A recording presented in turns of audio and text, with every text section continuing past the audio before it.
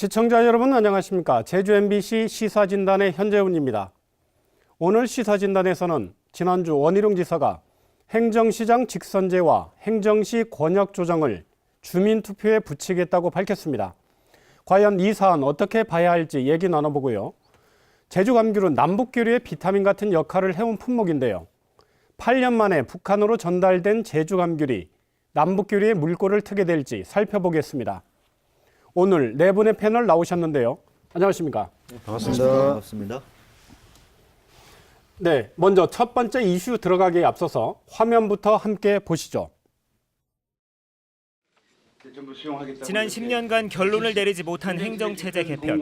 제주도가 행정체제 개편위원회가 권고안을 제시한 지 1년 5개월 만에 권고안 전부를 수용하겠다고 밝혔습니다. 개헌이 무산되고 정부가 지방자치법 개정 방침을 발표해 더 이상 개편을 미룰 이유가 없다는 겁니다. 우선 행계위가 제출한 행정시장 직선제 시행 차원에서 제주특별법 개정안을 위한 그 제도 개선 동의안을 정식으로 의회에 제출하겠다. 행정체제 개편위 권고안은 제주시와 서귀포시를 제주시와 동서제주시 그리고 서귀포시 등 4개로 나누고 행정시장 4명은 정당 공천이 없는 직선제로 선출하는 내용을 담고 있습니다.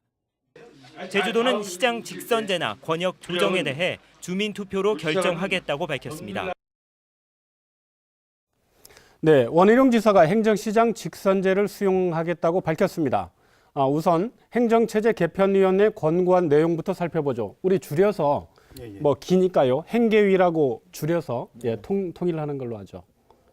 예, 제가 뭐 행계위 대변인은 아닙니다만 아까 방송에 나왔던 내용을 요약해서 말씀드리면 첫 번째는 행정시장을 이제 임명제에서 주민들이 직접 뽑을 수 있도록 하겠다. 직선제죠. 행정시장 직선제.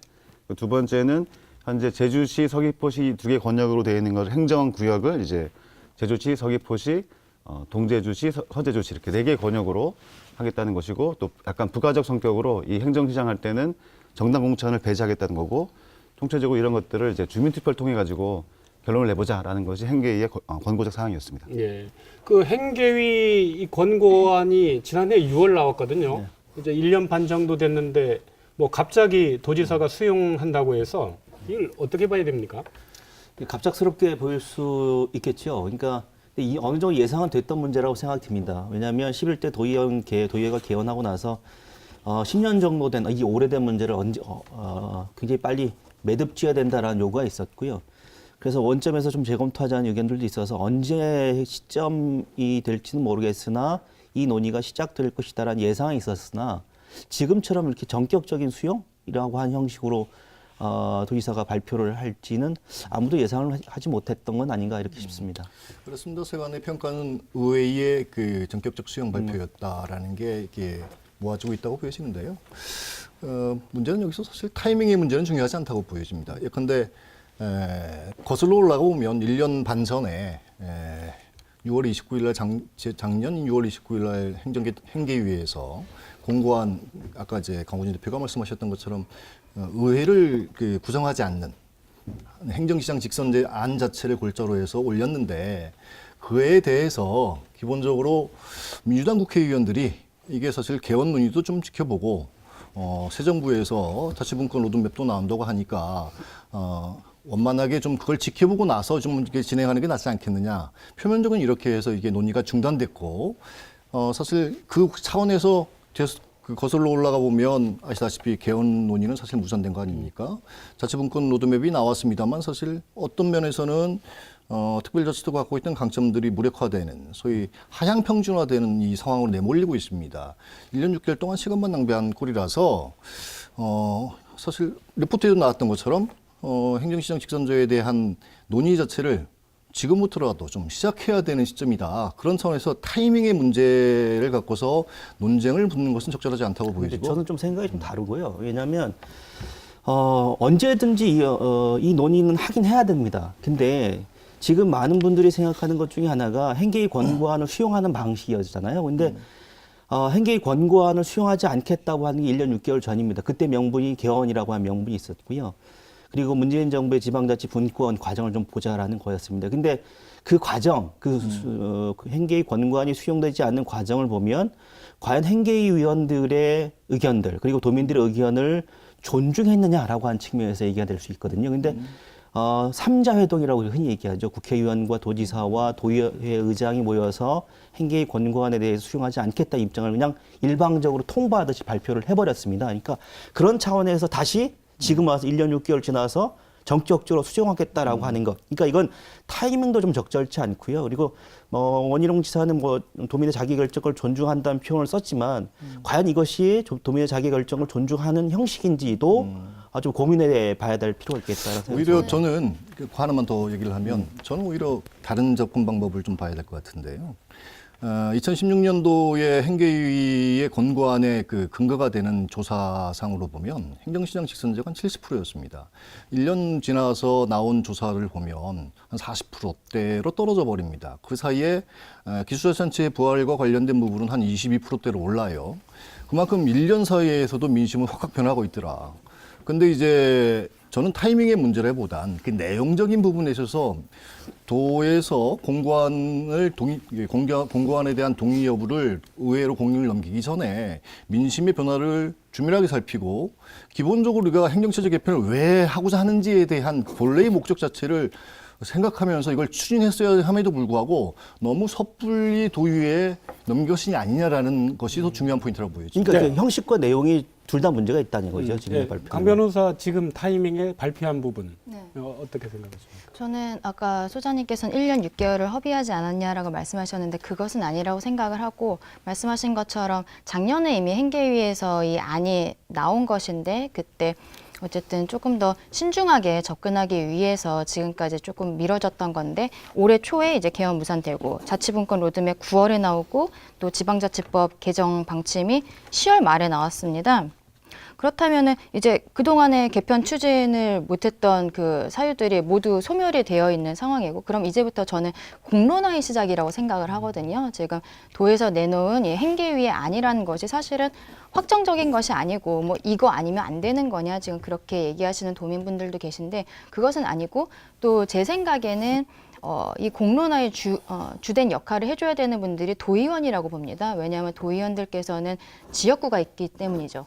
지역에 가셔서 아까 소장님 말씀하신 것처럼 계속적으로 민심이 변화를 하고 있는데 그 우리 지역에서 어떻게 변화가 되어가고 있는지 그리고 또 지금 첨예하게 대립하는 것은 사실 제주시 서귀포시였는데 동제주 서제주 이렇게 해서 4개로 나누는 것에 대해서 사실은 지역에서의 의견을 조금 더 강하게 수렴을 해야 되는 필요가 있다고 봅니다. 그러면은 이것은 공론화의 시작으로서 큰 의미가 있다고 봅니다. 권고안 내용 중에요. 네. 그러면 좀 구분해서 논의를 해보죠. 행정시장 직선제 먼저 하고 그다음에 권역 조정해서 지금 현재는 행정시장 임명제 아닙니까? 도지사가 임명하는 형태인데 행정시장을 선거로 선출하자. 요하고 관련된 부분이 있다 그러면 문재인 정부 대선 공약 때는 뭐 기초자치권 부활 등에 대해서 도민 선택권 부여한다는 명시적인 그 대선 공약이 있고, 그래서 기초자치단체 부활 부분도 사실은 그동안 도민사회에서 계속 대안 중에 하나로 거론이 되어 왔거든요. 그런 관점에서 볼 때 행정시장 직선제의 어떤 의미나 실효성 어떻게 보시는지. 우선은 풀뿌리 자치 관점에서는 직선제라는 단어가 주는 매력은 있는데 실질적으로는 뽑았지만 행정시장이 갖는 그 위상은 법률상 사실 의미가 없습니다. 자치 조직권, 자치 예산권, 자치 입법권 자체가 없기 때문에 행위 능력이 없는 거죠. 또 도민 입장에서는 이제 직선제라는 단어에만 방점을 칠 것이 아니라 뽑힌 사람이 과연 어느 정도의 권한이 있는가, 주민 대표성이 있는가에 대해 약간 좀 고민이 필요한 것이고, 그런 차원에서는 지금 정답을 이제 행정시장 직선제로 몰아버린 것은 제가 보기엔 오답을 도민들에게 강요하는 게 아닌가라고 비판적으로 좀 말씀드릴 수 있겠습니다. 다른 의견 있습니까? 사실 행정시장 직선제를 포함한 행정체제 개편 논의의 시작 자체는 거슬러 올라가보면 사실 2006년도에 특별자치도가 출범 이후에 줄기차게 12년 동안 지속되어 왔던 겁니다. 예를 들어서 뭐 5천 건 이상의 중앙정부의 권한이 이양됐지만 또 그만큼 또 이제 제주도가 외형적이고 총량적인 성장이 있었긴 하지만 그럼에도 불구하고 여전히 대형적 도지사의 폐해 또 행정시장도 임명하는 그런 것으로 인해 가지고 사실 주민들의 어떤 민원 처리나 행정서비스의 질 하락 이게 사실 그간에 꾸준하게 논란이 되면서 그러면 이대로는 안 되는 것 아니냐. 그 소위 행정시장이든 행정시장 직선제든 아니면 이제 기초자치 부활이든 이런 광범위한 다양한 논의 구조를 갖고서 지금 현재의 문제를 극복해보자는 차원의 시작이라고 보여진다고 보여지고요. 저는 개인적으로 이번 행정시장 직선제가 갖고 있는 의미 자체는 강호진 대표께서 얘기하셨던 것처럼 사실 예산권도 없는 그리고 이제 자체적인 인사권도 없는 행정시장 둘이나 셋을 더 두는 것이거든요. 그럼 지금과 큰 차이가 없다. 그야말로 풀뿌리 민주주의의 근간을 확대한다는 차원에서 행정시장의 논의로만 귀결될 것이 아니라 보다 다양한 오히려 지금 읍면동 자치에 대한 얘기도 나오고 하기 때문에 그런 부분까지 포함해서 이런 논의가 귀결돼야 되는 시발점이 돼야 된다고 생각합니다. 그러니까 제가 볼 때 이런 거예요. 그러니까 이 행정체제 개편 이게 원칙이 있잖아요. 원칙은 딱 한 가지입니다. 더 많은 민주주의의 확대 그리고 시민 주권의 참여 이게 원칙이 돼야 될 텐데 그런 측면이라고 하는 원칙을 본다고 한다면 행정시장 직선제는 절름발이죠. 반쪽짜리입니다. 왜냐하면 직선제라고 해서 시민주권을 행사했지만 실제로 그 시민주권이 행정 일선 현장에서 제대로 실현될 수 없는 구조가 돼버리는 거잖아요. 그렇다고 한다면 이런 부분에 대해서 주로 심도 있게 좀 논의를 해야 할 필요가 있다. 그래서 지금 기초자치단체, 법인격이 없는 기초자치단체 행정시 체제를 그대로 둘 것이냐 문제 가장 심각한 문제가 여기 있습니다. 그러니까 이런 부분에 대한 논의를 해야 되는 것이지. 그러니까 제가 이제 원희룡 도지사가 지금 시점에서 행계의 권고안을 받겠다라고 하는 것, 제도 개선에 대한 동의안을 도의에 제출하겠다라고 하는 형식과 내용이 잘못됐다라고 하는 이야기는 지금 이런 문제에 대해서 원칙에 대한 고민이 없이 그 권고안을 받겠다라고 하는 어떤 전격적인 수용의 발표 형식은 안 되고요.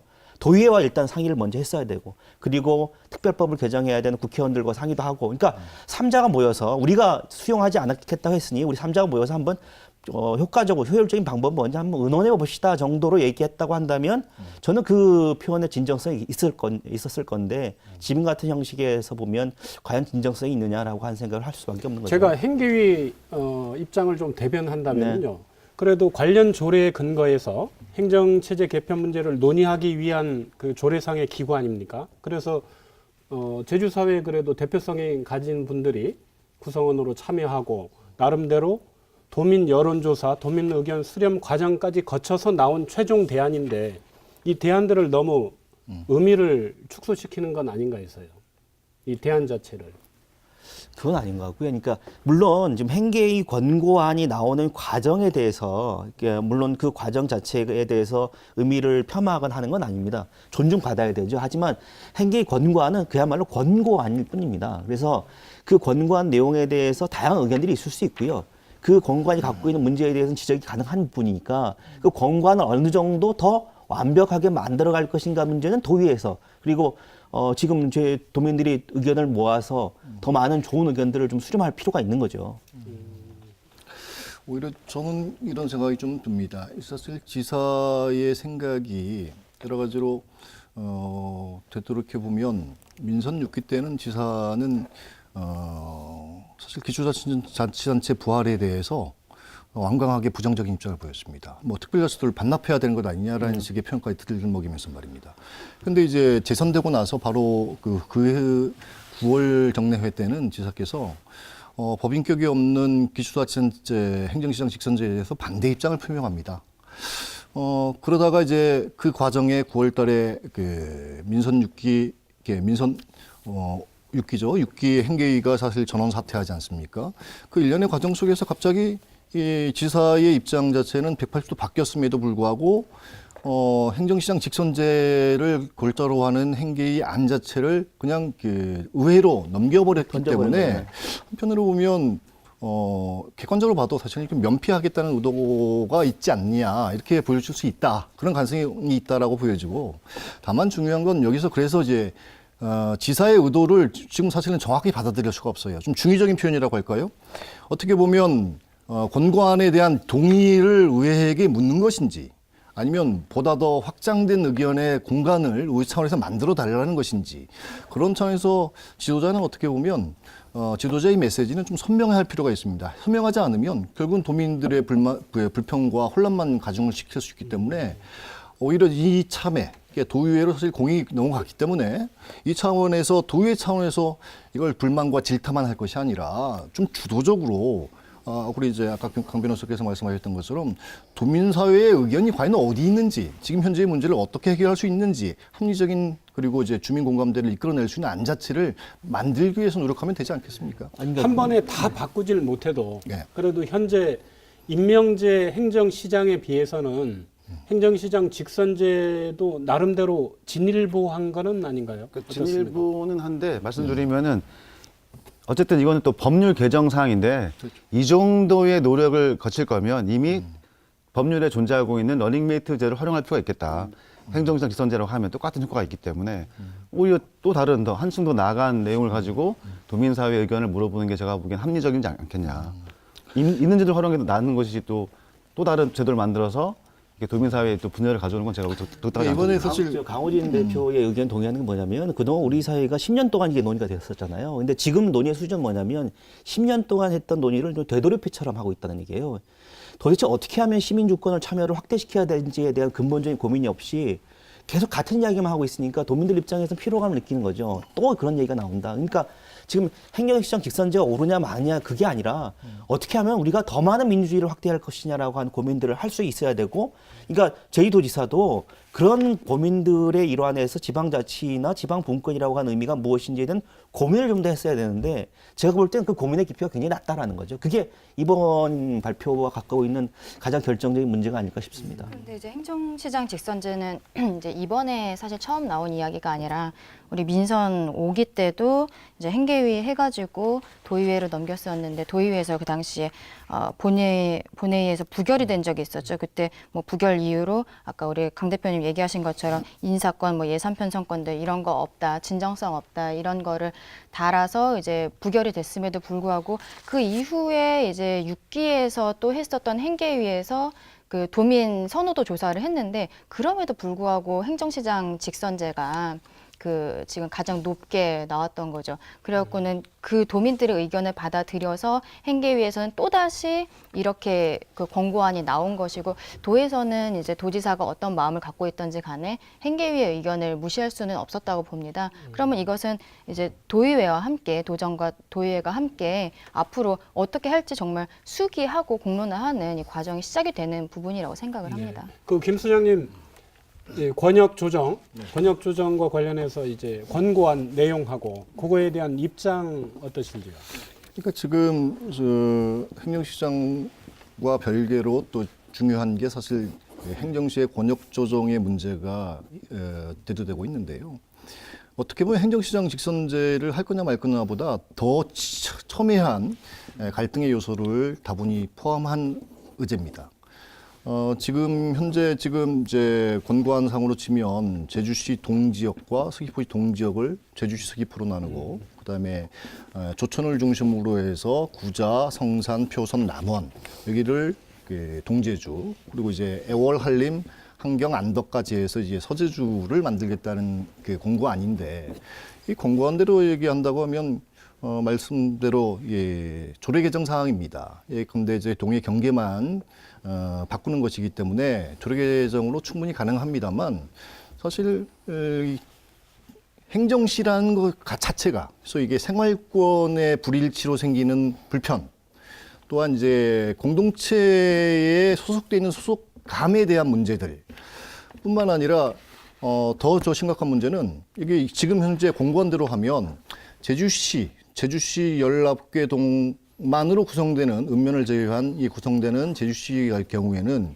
인구가 사실 연동, 노영, 오라, 아라 이렇게 다 삼양, 화북까지 다 포함하면 사실 40만 가까이 되는 이제 그 거대 시가 또다시 그냥 이제 존재하게 되는 것이죠. 그러면 사실 그 어떤 불균형의 문제, 이거 사실 또 심각해질 수 있다. 그런 차원에서 되게 오히려 권역 조정에 대한 부분에 있어서 그러면 어떤 문화적 동질감을 형성하면서 그냥 도상으로 이렇게 할 것이 아니라 조금 더 많은 의견들을 주민들의 공감대를 통해서 해내지 않으면 자칫 이게 논의만 무성한 채 무산될 수 있는 그런 소지도 다분하다 보이십니다. 그러니까 그런 거잖아요. 그러니까 제주 사람들의 삶의 전통 그리고 역사적, 인문적 환경에 대한 고려 없이 이게 나눠버린 듯한 느낌이 듭니다. 왜냐하면 지금 이대로하면 대정하고 환경을 함께 묻겠다는 얘기고 구자하고 남원을 함께 묻겠다는 건데 아마 이 지역에 살고 계신 분들은 어떻게 우리가 하나의 공통체로 묶일 수 있을까라고 하는 고민들 상당히 많을 겁니다. 그러니까 그게 뭐냐면 지금 뭐 기초자치단체 부활이라든지 법인격을 갖춘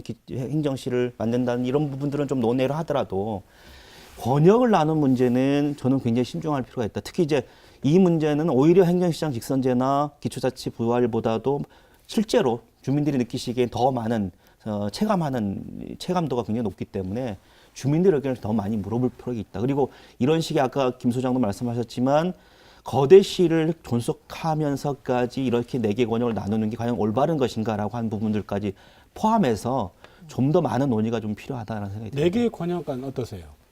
예, 아까 말씀하셨지만 지금 제주시가 지금 40만 정도, 그리고 서귀포시 9만 9천, 동제주시 9만, 서제주시 9만 8천. 약간 제 느낌에는 이렇게 행계위에서 이 안을 할 때 아마 인원, 그 주민 인원이 또 하나의 큰 고려 대상이 되지 않았을까 이런 생각이 듭니다.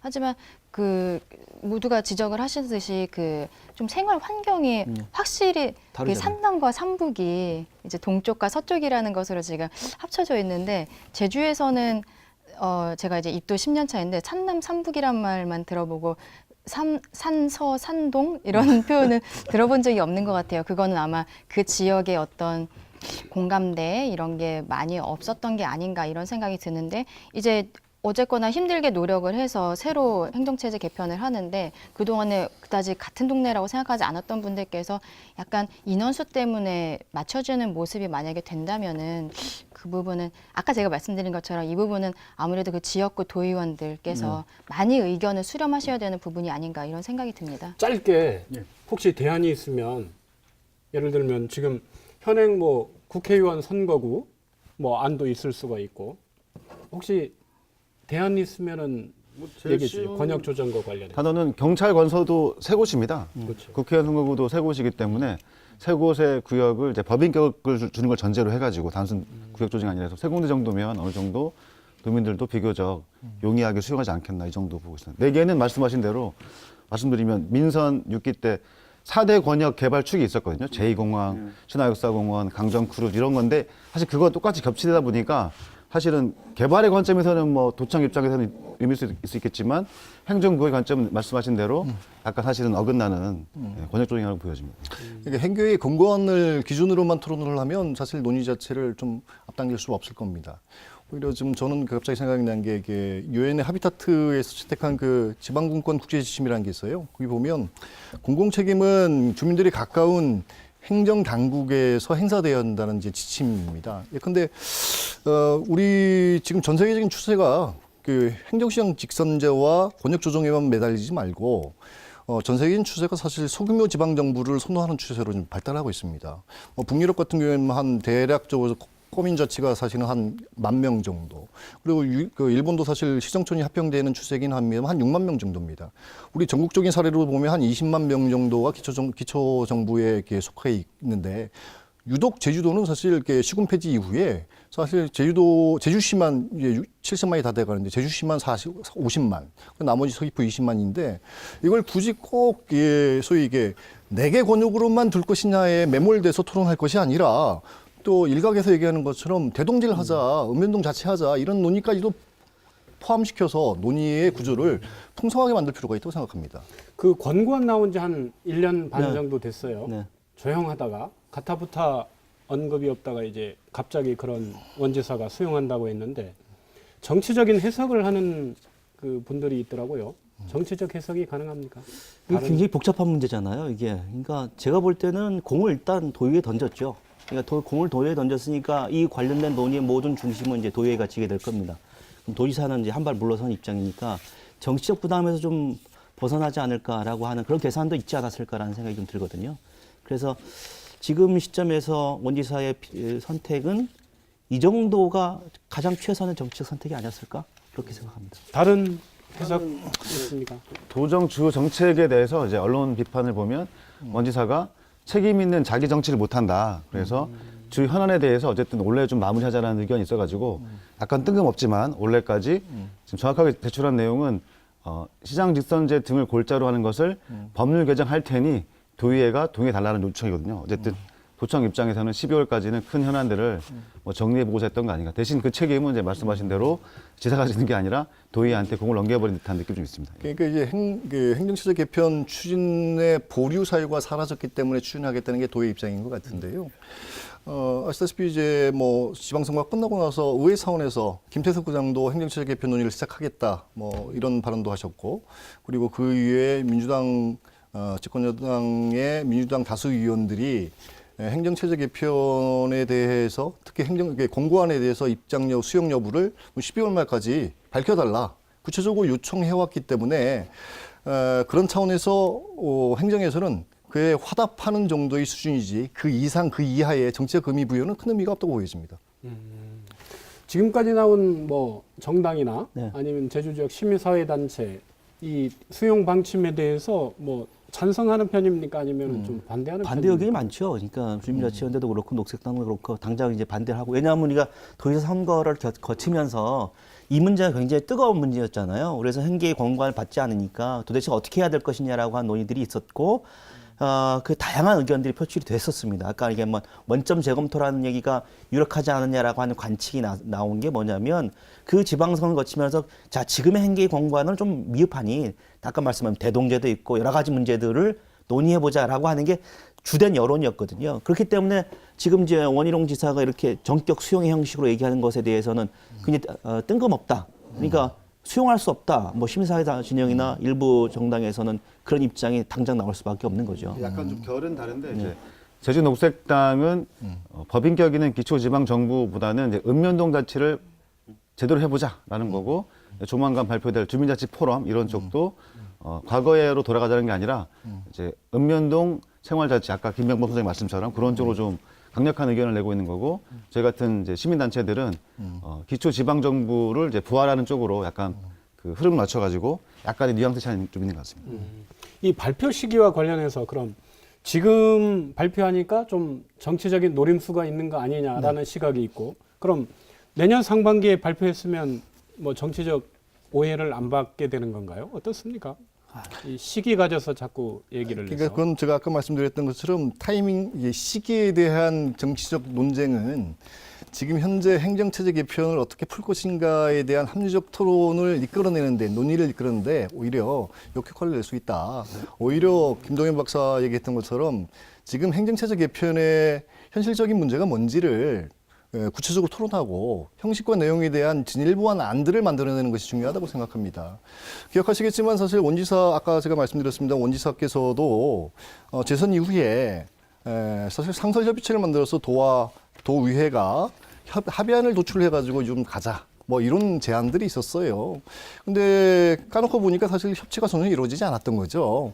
의회는 의회 차원에서의 자기 길을 가려고 했고, 또 도는 도대로 거기에 지금 보조를 맞추다 보니까 여기까지 왔다고 보여지는데, 지금 중요한 것은 이 안 자체에 대해서 소모적 논쟁이 아니라 정치 공세가 아니라 조금 더 발전적이고 정말 지역 주민들의 삶과 직결된 문제 아닙니까? 행정체제 개편 문제가.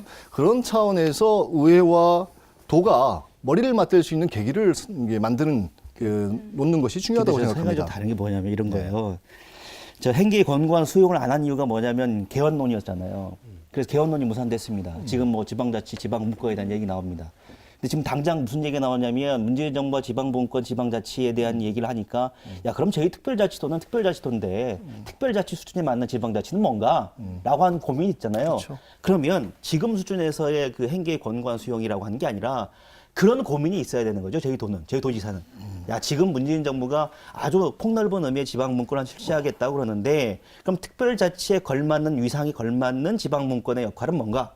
라고 하는 것들에 대해서 논의를 좀 해보자. 그리고 그렇습니다. 자기가 안을 갖고 있고 그 안을 가지고 필요하면 국회의원도 만나고요. 필요하면 도의원들도 만나서 협의하는 과정에서 이런 얘기가 나왔다고 한다면 그 진정성을 누가 의심하겠습니까? 근데 그런 게 전혀 없이 정말 뜬금없이 이 발표가 나오니까 국회의원도 놀랐고 도의원들도 깜짝 놀랐다는 거 아니에요.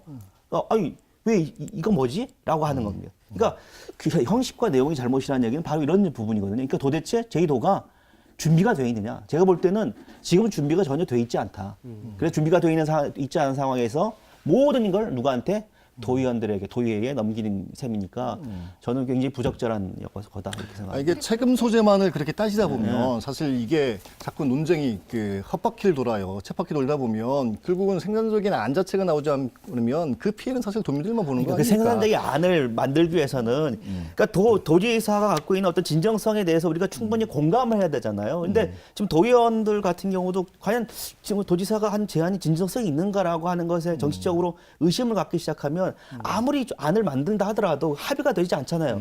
그러니까 저는 이러한 어떤 부분들에 대해서 도지사가 갖고 있는 지방자치와 지방분권에 대한 확실한 자기 진정성을 좀 보여달라는 겁니다. 제가 볼 때는 그게 보여지지 않아서 도의원들도 굉장히 고심이 많을 것 같다라는 생각이 들고 실질적으로 입법을 해야 되는 제주 출신 국회의원들도 고민이 많을 거다라는 생각이 듭니다. 하여튼 뭐 공은 일단 도의회에 넘어왔고요. 예. 행정시장 직선제 관련해서는 제주특별법을 개정해야 되는 문제가 있고 또 행정시 권역 조정의 문제는 이제 조례를 바꿔야 되는 그 문제가 있어요. 그러면은 국회 그리고 제주도 의회에서 역할을 해야 되는데요. 일단 1차적으로 제주도 의회 민주당이 지금 다수를 차지하고 있는데요. 도의회 논의 전망 어떻게 보십니까? 지금 뭐 언론 보도상으로만 파악하더라도 나타나지 않습니까? 의원들마다 의견들이 제각각입니다. 행정시 공고한 수용에 대해서 이제 수용이 너무 늦었다라는 입장을 갖고 있는 의원들도 있고, 또 도민들의 설문을 통해 가지고 논의가 확인된 아니기 때문에 행정시장 직선제를 가야 된다는 입장을 갖고 있는 의원들도 계시고, 말 그대로 정말 이제 읍면동 자치를 하자는 의원들도 계십니다. 어찌 보면 도의회 차원에서 또 단일안을 만드는 내부 과정들을 거쳐야 됩니다. 그리고 도에서도 김동연 박사 지적한 것처럼 또 동의합니다. 도 차원에서도 브랜드 비전을 가져야죠. 지금 현재 뭐 소위 회자되는 것처럼 결정 컴플렉스가 있는 것 아니냐, 추진력이 없는 것 아니냐, 결단력이 없는 것 아니냐 이렇게 비판할 것이 아니라 의회 차원에서 도 차원에서도 제도 차원에서 사실 그런 준비를 하고 있을 것이라고 저는 생각합니다. 이미 그 논의가 숙성됐기 때문에. 근데 대신 공개가 되지 않았을 뿐이라고 생각되고, 그렇다면 의회 차원, 도 차원, 자기 안을 갖고서 합의안을 도출해서 그걸 갖고서 도민들에게 의사를 묻는 절차를 거쳐야 된다고 생각하는 거죠. 그럼 이 부분 전제를 하나 할게요. 2022년 6월에 지방선거가 있습니다. 네. 행정시장 직선제를 1차적인 목표를 2022년 6월 지방선거에 맞춘다 그러면 그 이전에 특별법 개정, 그다음에 권역 조정, 권역을 행정시를 이제 바꾼다 해도 이제 청사 이런 저런 준비하는데 기간이 있고요. 혹시 이 모든 과정 주민투표를 거쳐서 사전 준비하는데 그 마지노선 적어도 뭐 내년 말까지 언제까지 이렇게 예상하는 그 시기까지 같이 포함해서 말씀을 해주시죠. 절차적으로는 이게 뭔가 일이 되려면 가정으로 했을 때는 최소한 2019년 내년 정도에는 관련된 법률 개정이 이루어지고, 그리고 2020년 정도에는 국회의원 총선 투표와 함께 이 부분이 주민들의 의사를 물을 수 있는 투표가 동시적으로 이루어져야만 말씀하신 대로 2022년은 어떤 형태로든 이게 제도가 될 수 있는 건데, 문제는 안타깝게도 정부나 국회 상황이 4.3 특별법도 지금 입법된 지 오래됐는데 국회에 그냥 여전히 계류되어 있는 거고, 제주도가 내서 정부가 발표한 6단계 제도 개선도 여전히 잠자고 있거든요. 앞에 것도 아무것도 안 되고 있는데 요거만 따로 뚝 떼가지고 원포인트로 과연 법 개정이 가능한가에 상당히 이제 의문이 있고, 그러려면 도청, 도의회, 그다음에 정부, 국회가 어느 정도 의사의 합치가 필요한데 지금 상황으로는 조금 립 서비스가 될 가능성이 상당히 많아 보입니다. 그 행정시장 직선제와 그 행정시 권역 조정 문제도 사실 좀 성질이 좀 다른 문제고, 또 내부적으로 질적인 부분에서 좀 차이가 있을 수 있습니다. 이걸 한꺼번에 다 한다는 것도 무리가 있어 보이고요. 오히려 단계적으로 저의 개인적인 생각입니다만 행정시 권역 조정 같은 경우에는 이해관계가 상충되기 때문에 그 관계를 조정하고 설득해내는 과정 자체가 오래 걸릴 겁니다. 그럼 좀 미리 좀 하고 1단계로, 그다음에 행정시장 직선제에 대한 부분은 그 지금 권고안의 내용 플러스 제3의 대안까지 넣고 그 안 자체를 폭넓은 공감대를 통해서 이끌어낸 이후에 그 다음에 이제 주민투표를 한 그 단계적 그 추진 절차를 좀 모색해보는 것도 바람직할 것 같습니다. 그러면은 앞으로 이 내용을 진전시키는 과정에서 가장 큰 어려움, 제주도 의회입니까, 국회입니까? 뭐 의회도 물론 있지만 아무래도 국회에서 결국은 입법권을 행사해야 되는 문제가 있어서 아무리 도에서 만들었다 하더라도 아까 강원희 대표도 얘기했지만 입법이 되지 않으면 뒷받침되지 않으면 상당히 어려운 문제라서 그 부분이 좀 난항이 겪지 않을까 싶습니다. 네, 하여튼 행정체제 개편과 관련해서는 이왕 논의가 시작됐기 때문에 풀뿌리 민주주의를 좀 강화하는 차원에서 폭넓게 논의해서 제한된 시간 내에 최적의 대안을 좀 찾았으면 하는 바람입니다. 자, 두 번째 이슈가 제주와 남북교류인데요. 이슈에 들어가기에 앞서서 영상 함께 보시겠습니다. 한라산은 최근 문재인 대통령이 김정은 위원장의 한라산 답방 가능성을 언급하면서 남북 교류의 물꼬를 터줄 상징적인 장소로 부상하고 있습니다. 남북 정상의 한라산 방문에 대한 기대가 커지면서 원희룡 지사가 도청 간부 공무원들과 사전 점검에 나섰습니다. 두 정상이 헬기로 한라산을 찾을 경우 백록담에 착륙하는 방법과 정상에서 700m 떨어진 헬기장에 착륙하는 방법을 점검했습니다. 이 한라산에서 이제 핵무기를 없애고 남북 간의 진정한 평화를 이룰 수 있는 그런 전환점이 선언되기를 기대합니다. 제주공항 활주로 한켠에 흰 상자들이 가득 쌓여 있습니다. 군인들이 조심스레 상자를 묶고 군 수송기에 옮겨 싣습니다. 청와대가 북한에 선물로 보내는 제주 감귤로 지난주 서귀포에서 수확한 200톤, 10kg들이 2만 상자입니다. 청와대는 지난 9월 남북 정상회담 때 북측이 선물한 송이버섯에 대한 감사의 표시라고 밝혔습니다. 또 귤은 북한 주민들이 평소 맛보기 어렵고 지금이 제철이라 답례품으로 선정했다고 설명했습니다. 네, 제주에도 남북 평화의 훈풍이 불고 있습니다. 그러다 보니 감귤과 한라산이 화제가 되고 있는데요. 제주의 남북 교류에 대해 얘기해 보겠습니다. 남북 교류하면 제주와 북한의 인연, 뭐 이미 예전에도 있었죠. 어떻습니까? 네, 과거에도 제주도 차원에서 직접 평양을 방문해서 감귤을 직접 전달한 바가 있었습니다. 그러니까 이제 1999년이었던 것 같습니다. 그때부터 한 10년 정도, 2010년까지 그 매년 뭐 한 5만 톤 정도 감귤을 보낸 것 같고요. 당근도 보냈죠, 한 2만 톤 정도. 근데 그게 이제 소위 그 천안함 사태 이후에 5.24 대북 조치가 이루어졌고, 그다음에 이제 미국의 대북 경제 조치가 이루어지면서 이게 사실 근 10년 동안, 이게 8년 동안이죠. 이게 중단돼 있었던 것이었고, 이번 감귤을 북한에 보낸 것은 어쨌든 송이버섯, 김정은 위원장이 평양 정상회담에서 송이버섯 2톤을 준 것에 대한, 선물한 것에 대한 답례이지만 그 의미 자체가 답례로 끝나는 것이 아니라 리포트에서 나왔던 것처럼 평화의 섬인 제주가 평화의 이미지를 구축하고 항구적인 평화 체제를 구축하기 위한 제주의 역할 자체가 부각되는 계기 아니겠느냐, 이렇게 보여집니다. 네. 근데 이 감귤을 놓고 말들이 많아요. 정치권에서. 네. 정치권에서 나온 얘기, 그리고 그거에 대한 입장 어떻습니까? 홍준표 전 대표님이 이제 파격 발언 해주셨는데, 조공 발언 등. 네. 첫 번째, 평양에서 보인 반응은 어쨌든 감귤 2만 톤은 평양과 북한에 있는 청소년하고 노동자들이 전달했다.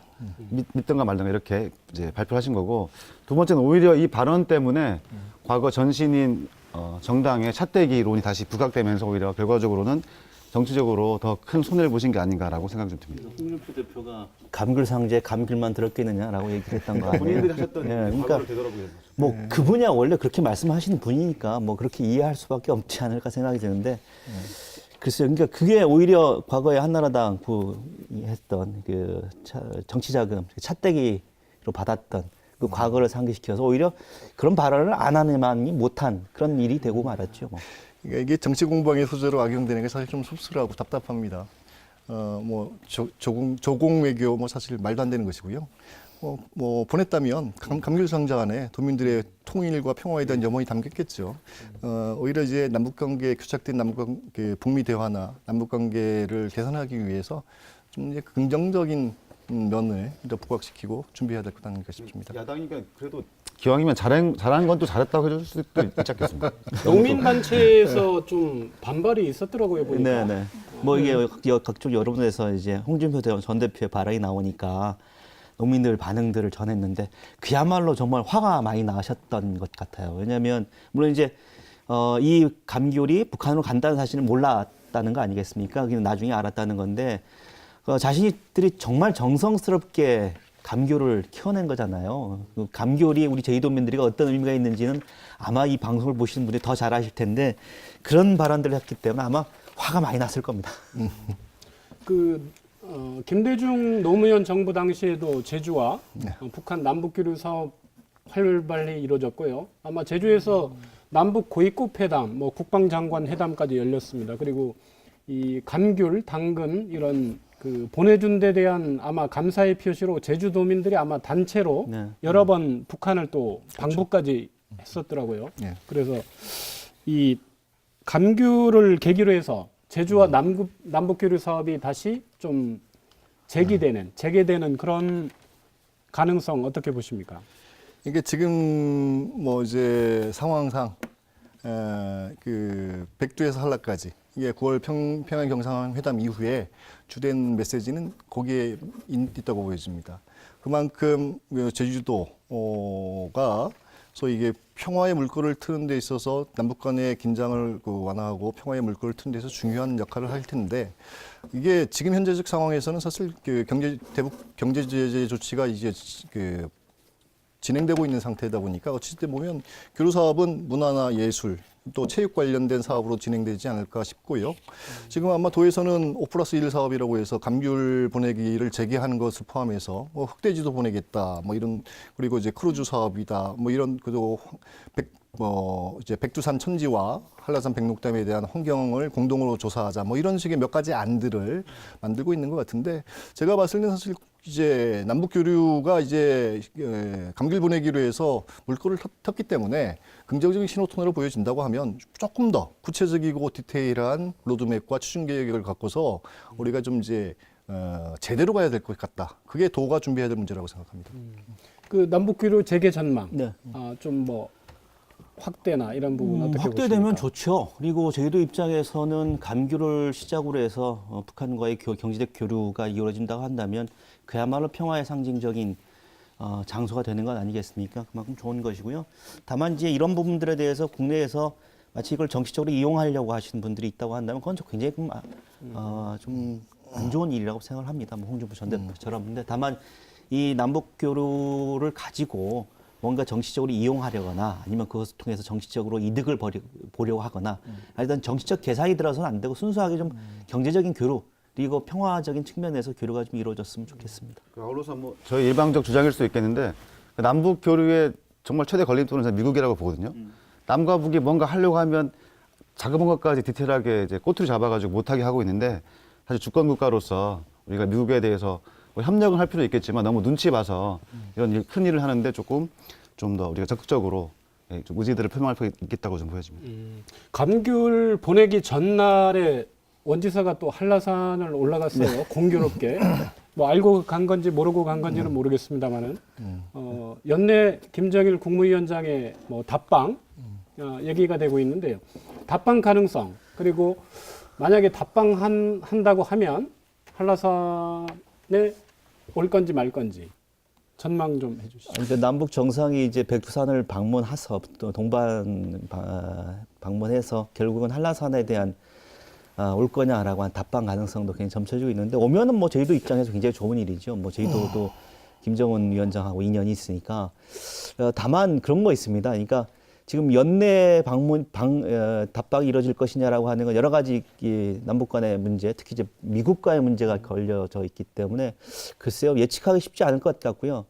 뭐 이루어진다고 한다면 전격적으로 이루어질 가능성도 있다 이렇게 볼 수 있겠습니다. 여론조사를 해보니까 우리 국민들이 김정은 위원장에게 추천해주고 싶은 곳이 서울 광화문을 제치고 지금 사실 한라산이 여론조사에서 1위로 나온 적이 있거든요. 그리고 또 문재인 대통령께서도 뭐 한라산 이야기를 또 직접 하시기도 하였고 또 우리가 알고 있기로는 김정은 위원장의 외가가 또 제주 출신이라는 또 이야기도 있기 때문에 한번 제주에 올 수 있지 않을까 이렇게 기대감은 가지고 있습니다. 그런 와중에 지금 원지사가 평소에 북한에 대해서 어떤 의견을 가지고 있었는지 뭐 그런 거와는 별도로 지금 현재 본인이 제주특별자치도지사로서 저는 이번에 백록담 가서 이제 오시는 것을 지금 준비를 하겠다 이야기한 거는 굉장히 적절했다고 생각을 합니다. 지금 왜냐하면은 지난번에 북미 정상회담이 싱가포르에서 개최됐을 때도 전 세계적인 관심을 가졌었거든요.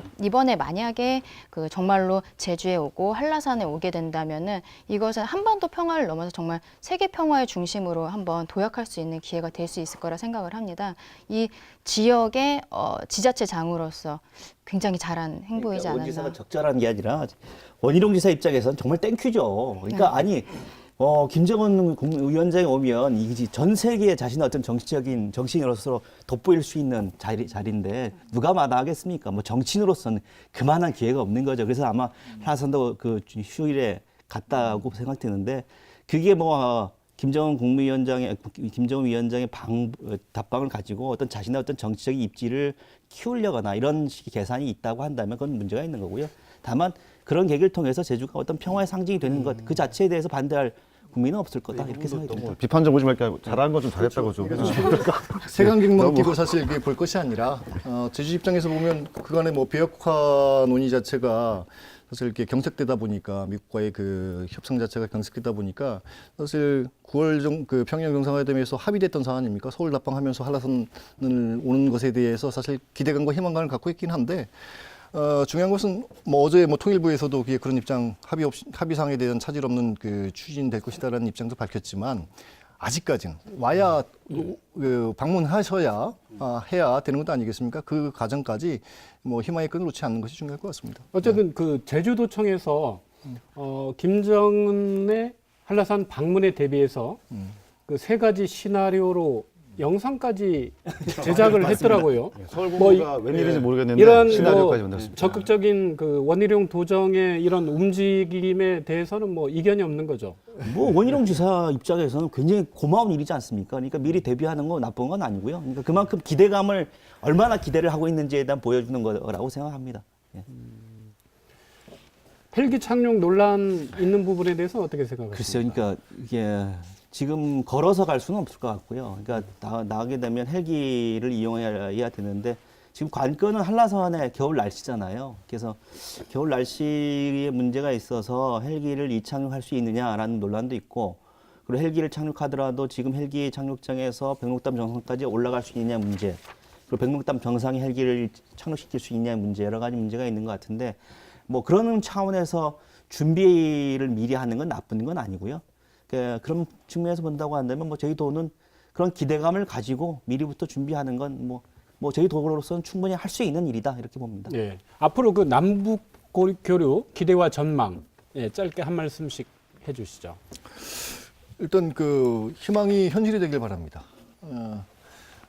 언제까지 사실 분단된 국가에서 살고자 하는 마음이 없는 것이 국민들의 하나 같은 마음일 겁니다. 평화와 통일을 염원하는 마음, 국민들의 마음을 받아안고 우리 제주가 또 더불어서 평화의 섬으로 전 세계 만방에 알려지길 바라고 그로 인해서 새로운 어떤 성장 동력을 만들 수 있는 계기를 놓길 바랍니다. 제주도에는 남북 교류 협력 조례가 있습니다. 2006년부터 있는데 사실 일단 첫 번째 기금이 많이 쌓여 있습니다.